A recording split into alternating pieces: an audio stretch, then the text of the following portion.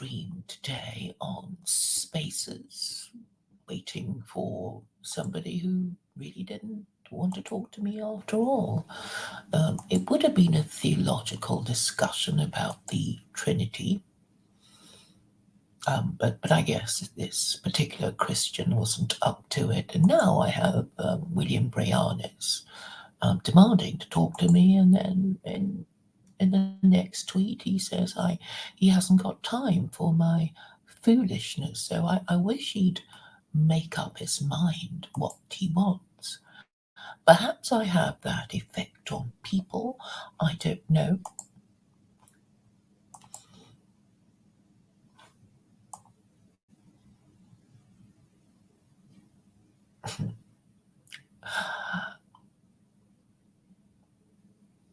So here are his tweets. I suppose if he doesn't arrive, I can just read them out one by one. They're, of course, personal insults.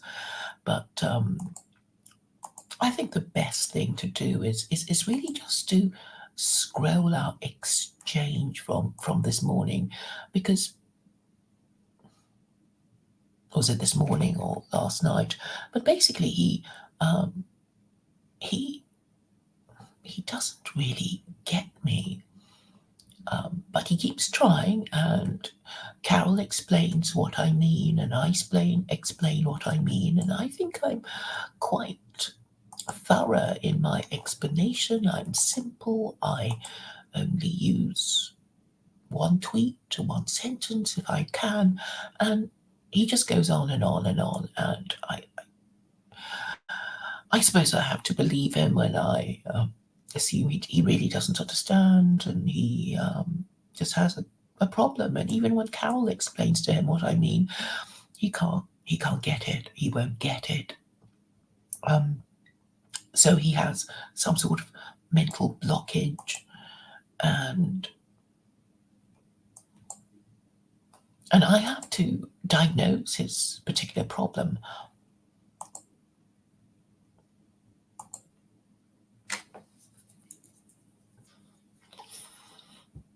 What do I think his problem might be?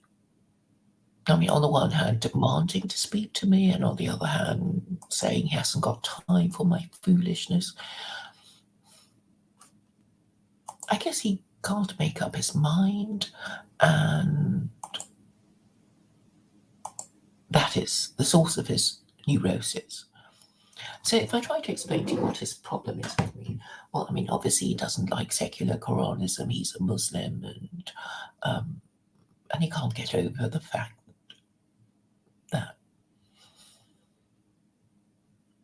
I am saying what I'm saying, and he can't quite believe it. And he says it's all foolishness and lies, nonsense. But I think I'm pretty clear. I've written a book. He's reviewed it. He just doesn't like it. He just pretends but,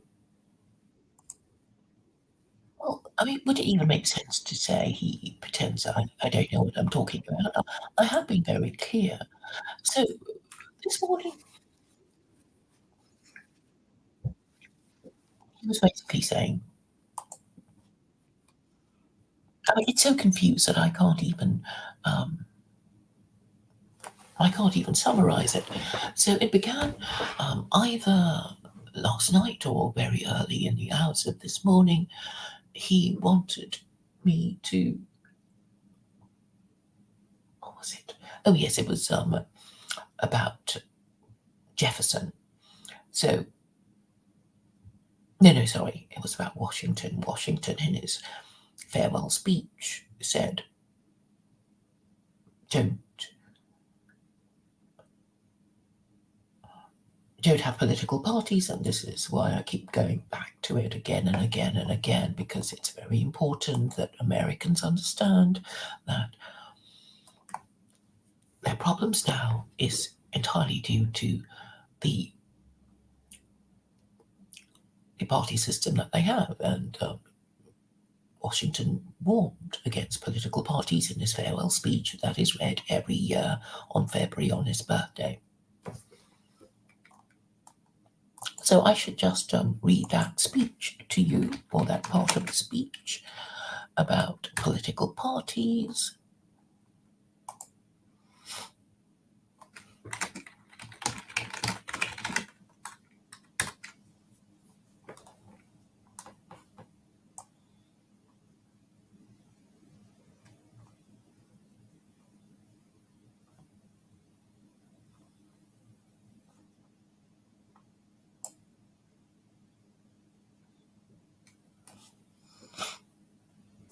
The thing is, I'm sure Google is doing something to the ranking, because I know I found a really good one, and it's not showing up now.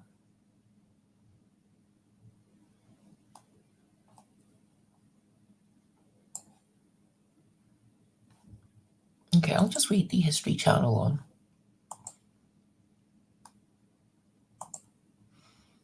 George Washington warned against political infighting in his farewell address. As he stepped down from the presidency, Washington urged Americans to always place the interests of the nation over their political and regional affiliations. In 1796, as he neared the end of his second term, President George Washington was 64 years old and suffering from ills both physical and political. Plagued by painful dentures and rheumatism and facing increasing attacks from opponents of his policies, the former Revolutionary War general decided he would not seek a third term in the nation's highest office. As he did so, he and his longtime friend and protege, Alexander Hamilton, drafted a farewell address. In the 7,641-word document, the nation's first president called for the American people to remain unified, resist the rise of political factions, and avoid the influence of foreign powers. Washington was not bound by a two-term limit, but he died in office. But if he died in office, he feared it would establish a precedent that the presidency was a lifetime appointment. Instead, he stepped aside to make way for a successor, proving to future generations and his contemporary critics his commitment to democracy rather than power. 4 years before Washington actually left office, when he had considered retiring after his first term, he asked James Madison to draft a farewell address. In the spring of 1796, Washington found Madison's draft, made some additions of his own, and turned it over to Hamilton, who ended up drafting his own version. Washington and Hamilton worked closely together on the address, which took the form of a public letter to the American people. It was published in the Daily American Advertiser, a Philadelphia newspaper, on September 19, 1796, and later reprinted in papers throughout the country. The letter included the main principles: the importance of unity.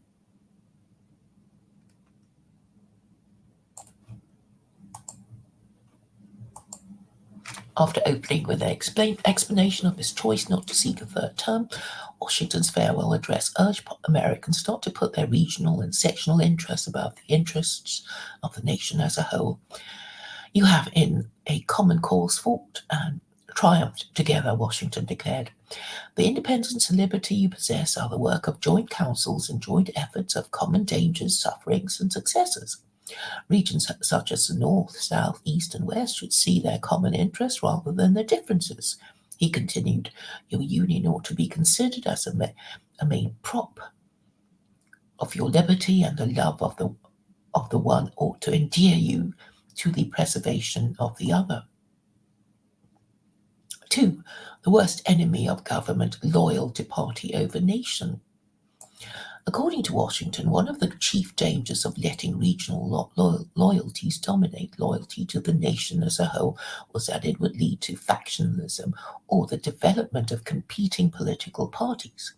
When Americans voted according to party loyalty rather than the common interest of the nation, Washington feared it would foster a spirit of revenge and enable the rise of cunning, ambitious, and unprincipled men who would usurp for themselves the reins of government, destroying afterward the very engines which have lifted them to unjust dominion. In fact, political parties had already begun to emerge by the time Washington stepped aside. Federalists who drew their support largely from New England advocated a strong national government and the fiscal programs created by Hamilton, the nation's first Secretary of the Treasury. Republicans, later Republicans led by Southerners like Thomas Jefferson and Madison, opposed Hamilton's economic policies. They also split with the Federalists in foreign policy, favouring a closer relationship with France over Great Britain. Washington supported Hamilton's financial programs and sided with the Federalists in supporting the Jay Treaty with Britain. By the end of his presidency, Washington was weathering increasingly bitter attacks from his Republican critics, and his farewell address represented his response to such attacks, as well as a more general statement of his principles.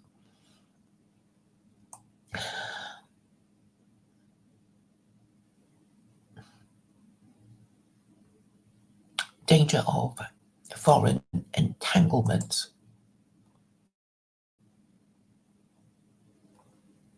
That's number 3. Just as regionalism would lead to the formation of political parties, Washington believed partisanship would open the door to foreign influence and corruption. While he advocated for the United States to be on good terms with all nations, especially commercial relations, he argued that inveterate antipathies against particular nations and passionate attachments for others should be excluded. Europe had its own very complicated set of interests, and the United States should keep its distance from European affairs. Washington believed a foreign policy based on neutrality was the safest way to maintain national unity and stability in the United States. Although Washington saw the need of the nation to involve itself in foreign affairs in the case of war or other emergencies, he argued that it must steer clear of permanent alliances with any portion of the foreign world. So let me go to quote his exact words. I mean, he just couldn't be clearer about not having political parties, and for some reason, William Breiannis just can't bring himself to agree that Washington had a problem with political parties, or that the formation of political parties has been a problem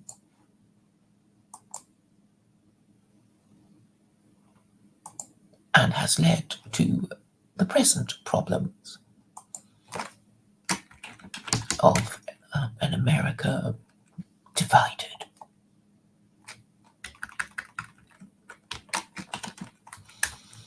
So William is still not here. He obviously can't make up his mind. But he was the one who requested, who demanded this one-to-one conversation on my channel. I've set it up for him, and he's just not doing it.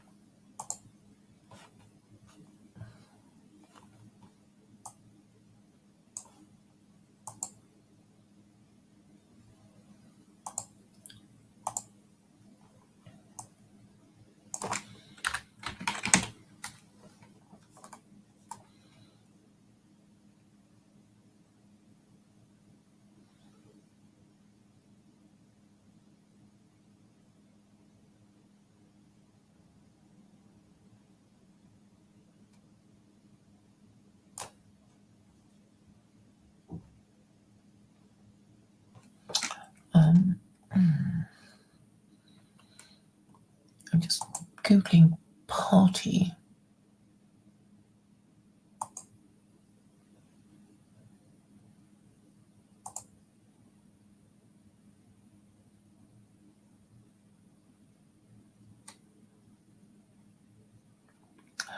Okay, here goes. All obstructions to the executions of the laws of all combinations and associations under whatever plausible character with the real design of to direct, control, counteract, or all the regular deliberation and action of the constituted authorities are destructive of this fundamental principle and of fatal tendency. I think I should have read a bit of the previous um, paragraph, which is quite long, I'm afraid. So it goes.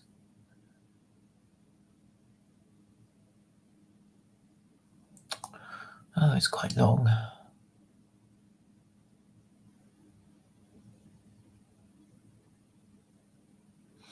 Okay, I hope this is enough. In contemplating the causes which may disturb our union, it occurs as a matter of serious concern that any ground should have been furnished for characterizing parties by geographical discriminations, northern and southern, Atlantic and western, whence designing men may endeavour to excite a belief that there is a real difference of local interests and views. One of the expedients of party to acquire influence within particular districts is to misrepresent the opinions and aims of other districts. You cannot shield yourselves too much against the jealousies and heart-burnings which spring from these misrepresentations. They tend to render alien to each other those who ought to be bound together by fraternal affection. The inhabitants of our western country have lately had a useful lesson on this head.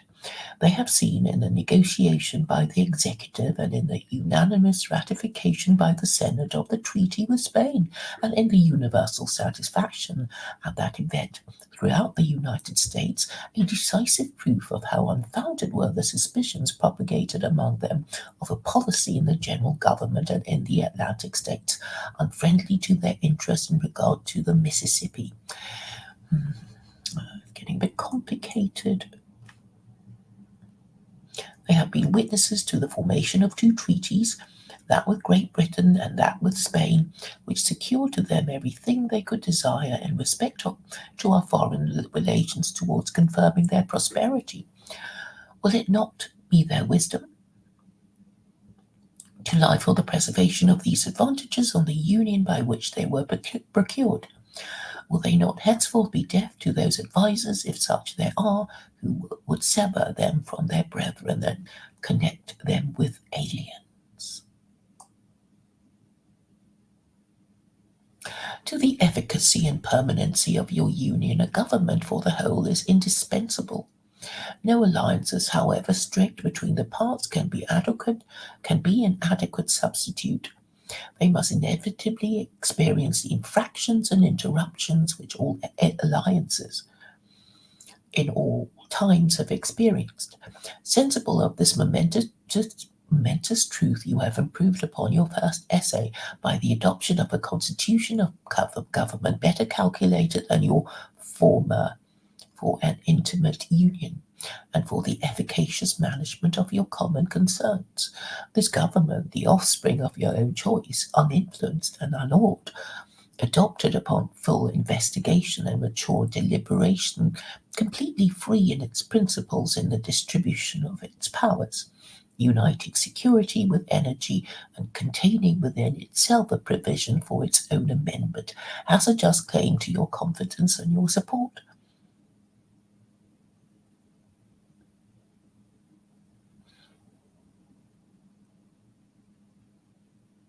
Respect for its authority, compliance with its laws, acquiescence in its measures are duties enjoined by the fundamental maxims of true liberty. The basis of our political systems is the right of the people to make and alter their constitutions of government.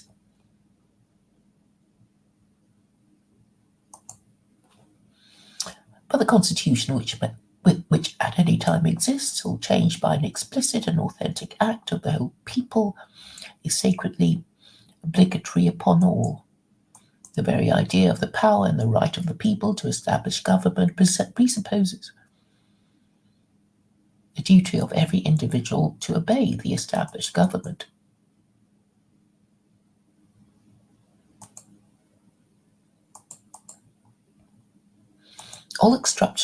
all obstructions to the execution of the laws, all combinations and associations under whatever plausible character with a real design to direct, control, counteract, or awe the regular deliberation and the action of the constituted authorities are destructive of this fundamental principle and of fatal tendency. They serve to organize faction, to give it an artificial and extraordinary force,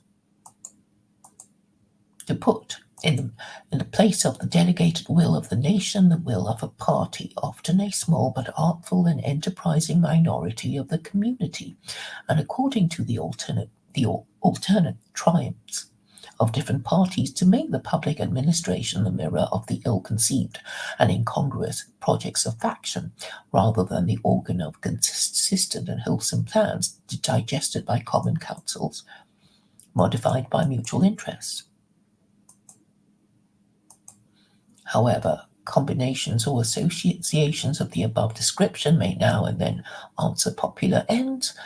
They are likely, in the course of the time and things, to become potent engines by which cunning, ambitious, and unprincipled men will be enabled to subvert the power of the people and to usurp for themselves the reins of government, destroying afterwards the very engines which have lifted them to unjust dominion.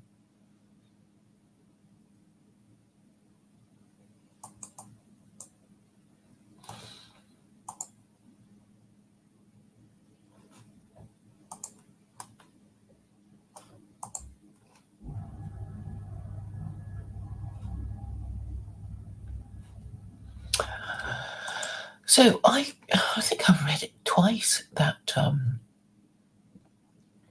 paragraph about not having political parties, which William Breiannis can't quite accept is really what Washington said, warned against.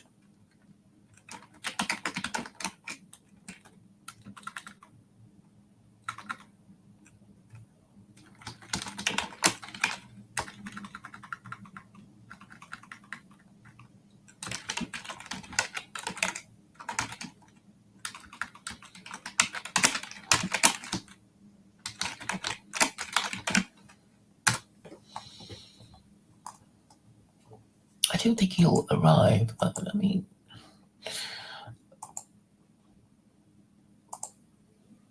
it's difficult dealing with people who don't know their own minds. So while he has repeatedly demanded that I have him on my channel to discuss these things, and now that I have acceded to his request, he's nowhere to be found. So what other problem has he with me? He's obviously just going to not agree with me, whatever I say. If I say water is wet, he'll disagree, and he can't see how childish it is. And so he's accusing me of character defects and personality disorders, calling me a parasite. It's really quite undignified to descend to such low insults when he should really be dealing with my ideas. So he asks questions and he can't understand the answers. So his main problem is the premise of secular Quranism, which is basically, I've said it to so many people and most people can understand it, and it is that secular Quranism is for non-Muslims. So I know he doesn't get it because he thinks that he's won the argument by saying, but why aren't you Muslim?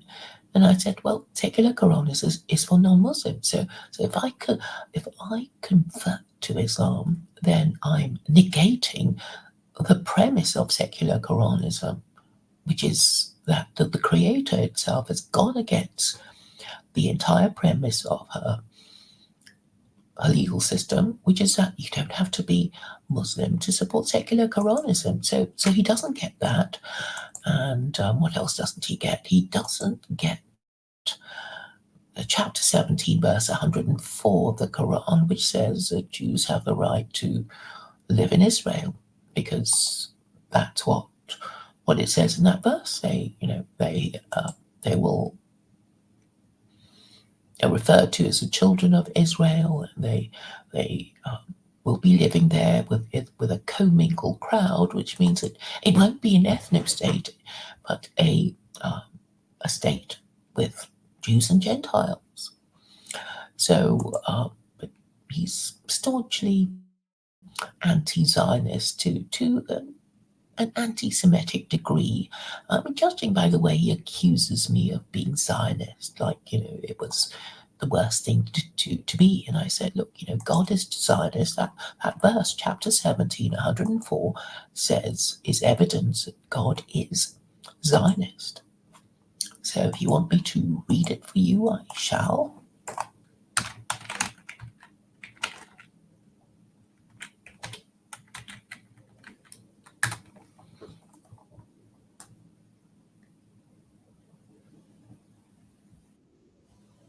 And it goes, and we said to the children of Israel after Pharaoh, reside in the land, but when the promise of the hereafter comes to pass, we will bring you all together.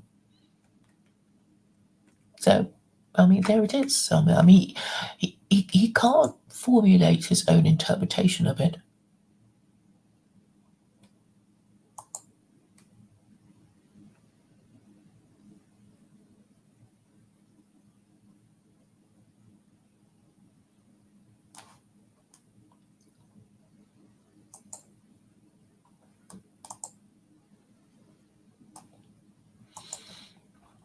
But I don't know what he thinks he's doing, really. But yeah, you're welcome to go down his replies on his Twitter timeline and see what you can make of his objections to my interpretation. I guess he's just saying I have no right to interpret the Quran, and I'm saying, well, there's no intellectual property that Muslims hold, because they already say that it's a guide for all of humanity. So you can't say, oh, you can't interpret it because you're not Muslim. And or what else does he keep saying? He says,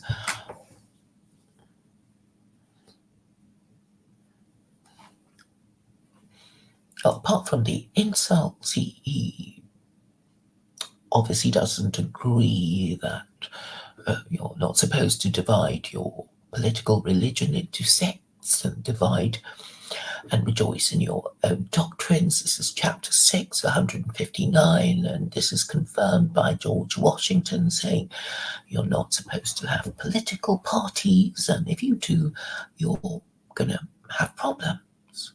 So he doesn't even realize it when he contradicts himself.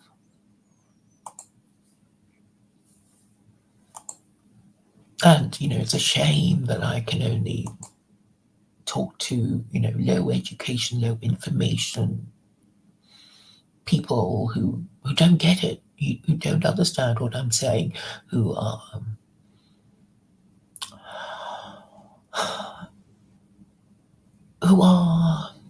incapable of being impartial. I know it's a judicious characteristic. Not everybody has the ability to be an impartial judge. I am, obviously, but William is just not able to do that. He hates my ideas so much he just can't think beyond it, beyond how much he hates it. But he's not able to formulate arguments. He's not able to express himself properly. He oh, he can't do it. But it seems he's here now. So I'll just wait for him to get backstage. This is his sort of typical insult. There'll be more. I'm very tolerant. Um,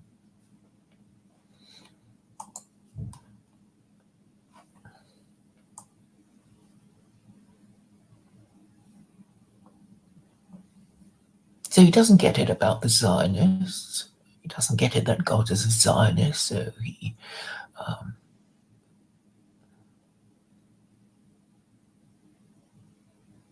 he can't accept that Jews have a right to live there. And I will explain that they can only live there and enjoy peaceful enjoyment if they live under theocracy. I mean, obviously, liberal democracy is not a theocracy. So they're not going to enjoy peaceful, not going to be able to enjoy peace in Israel if they don't live under theocracy, and they don't really want a Torah theocracy with its 36 capital offenses. And so they'd have to adopt Sharia, which is a lower standard of restriction with less harsh punishments.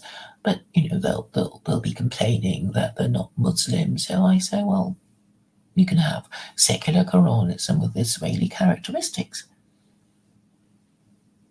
So William is demanding that I have that is going to be a one-to-one. I'm happy to. Well, I don't think anybody is interested in this anyway.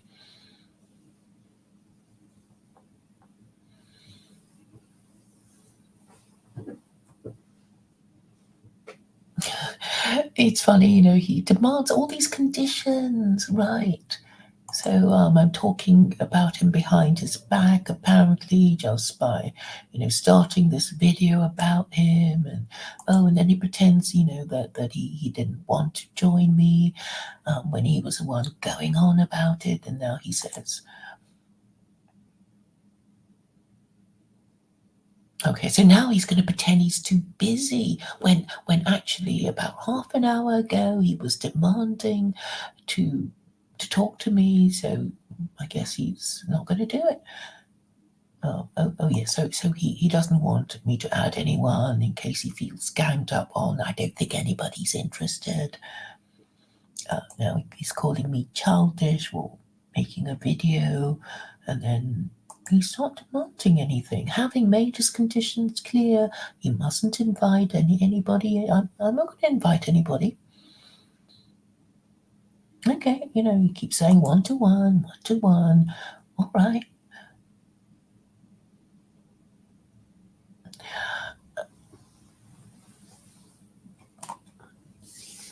So come on then.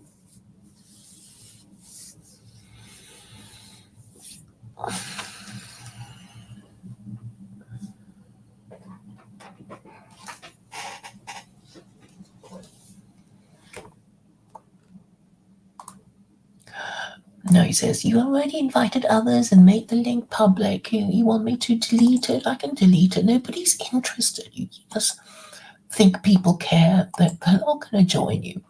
They're not going to join me.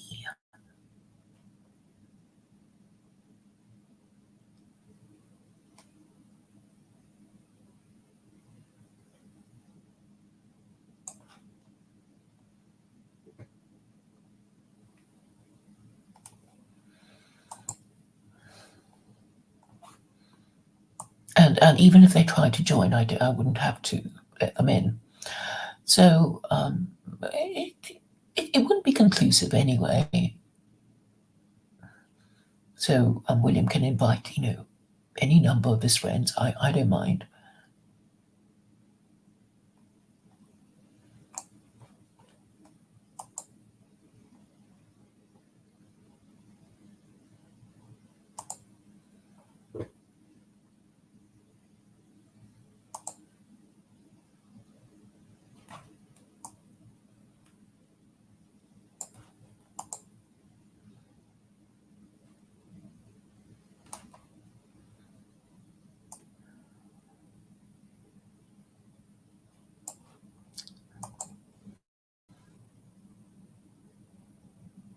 So it doesn't look like William's coming, even though he's posting in the chat. So who's being the coward here? I guess I have more interesting things to do on Twitter. Carol's asking me a question, though it's not really that clear. Asking me about implied meanings. Oh, I wish I could talk to lawyers so they wouldn't be asking me these, basic questions. You can imply things without saying them. If I call you a thief, I imply that you have stolen something, right? I mean, it's like that.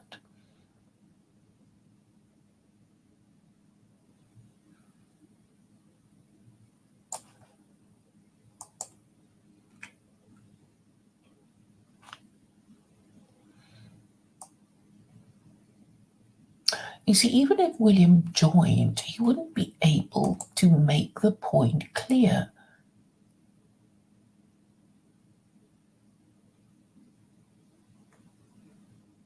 He could have made it clear on Twitter. So now that I've given him what he wanted, he's still accusing me of being a coward, and I've already said it's just the two of us. And he seeks further reassurances. I don't know what else he wants. I mean, obviously, if I bring auxiliaries, then I guess I'm guilty of breaking my word. But frankly, nobody cares. Nobody knows what he's on about, and nobody wants to discuss this. Not really, unless there's Carol. I know she's asking me about what it means to have an implied meaning and all that.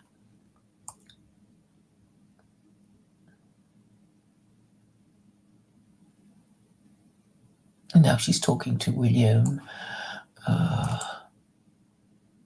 So I guess he's not coming. Are you coming, William?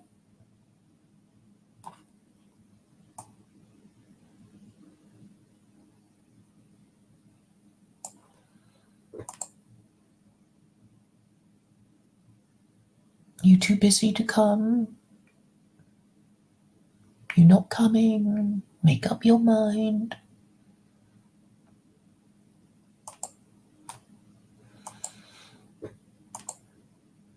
You see, he could have dealt with all my questions through Twitter alone. He could have accepted my answer or rejected my answer, giving reasons, but no, for some reason he thinks it's going to be more effectively done by talking to me, when actually it would be more easily followed. The arguments would be more easily followed if it were written. But he can never make himself clear.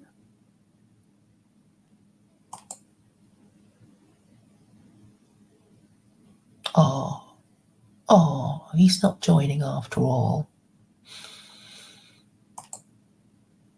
And he can't explain what his problem is. You see, not even in the chat. I would be able to explain, what the problem that I have with somebody.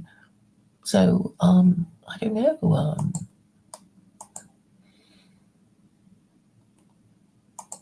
I guess he's not prepared or whatever.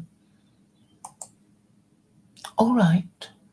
I'll just leave it for the moment. Just want people to know that I'm prepared to engage with William. But the best thing to do is would follow me and him on Twitter, and if he cared, work out what his problem is and what he's trying to say.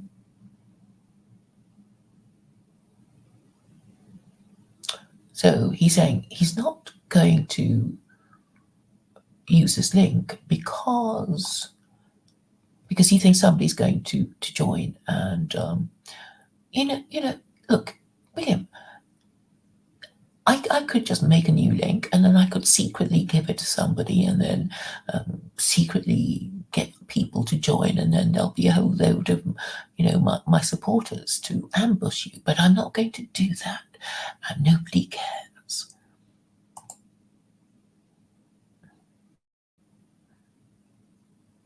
And if you're so angry with what I'm saying, you could, well, write however long you need to write to make the point that I'm, talking rubbish or whatever. You could do that. There's no need to talk to me.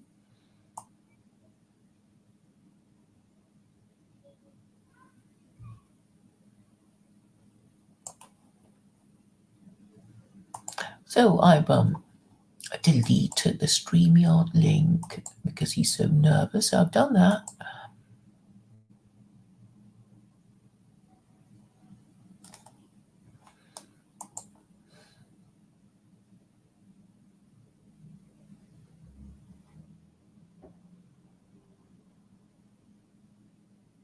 So I have to coax him into joining me like he was a frightened kitten, even though he calls himself a lion.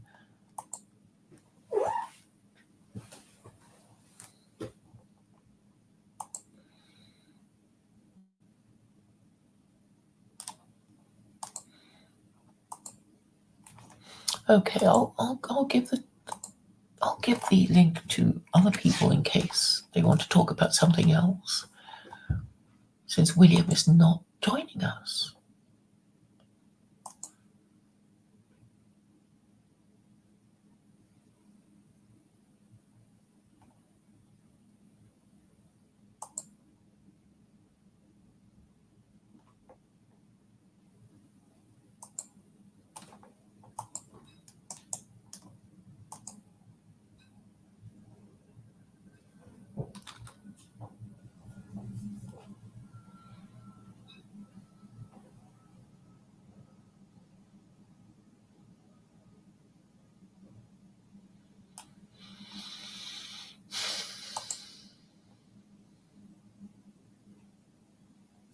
Or Theo, you can call him William, that's his name.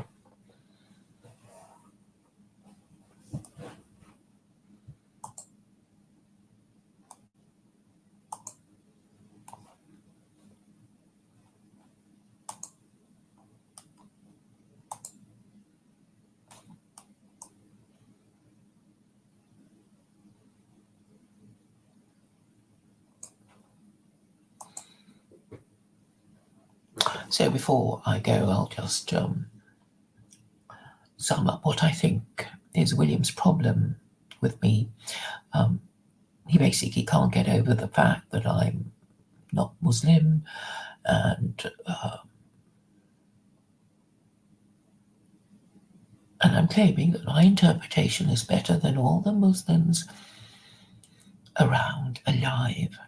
And there is a way of proving it, but most of these Muslims just can't get that idea around their heads, and they don't want to acknowledge my challenge because it might make them look foolish if my challenge is not accepted, and they won't accept it, so they've already lost. If I, a lone woman, can say that my interpretation of the Quran is better, and they're not able to challenge me or even think of any reasons why I might be wrong, then I guess I'm undefeated.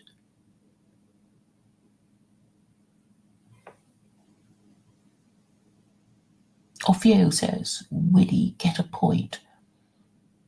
He doesn't have a point. It is just his antipathy towards me and secular Quranism.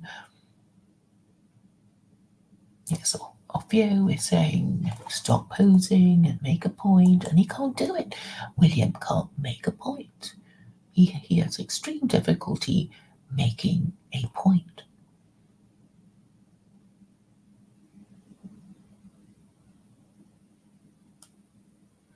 All right, Well, thank you for listening. I trust I've made my point. I acceded to his request, and then he's decided to chicken out. And there's nothing I can do.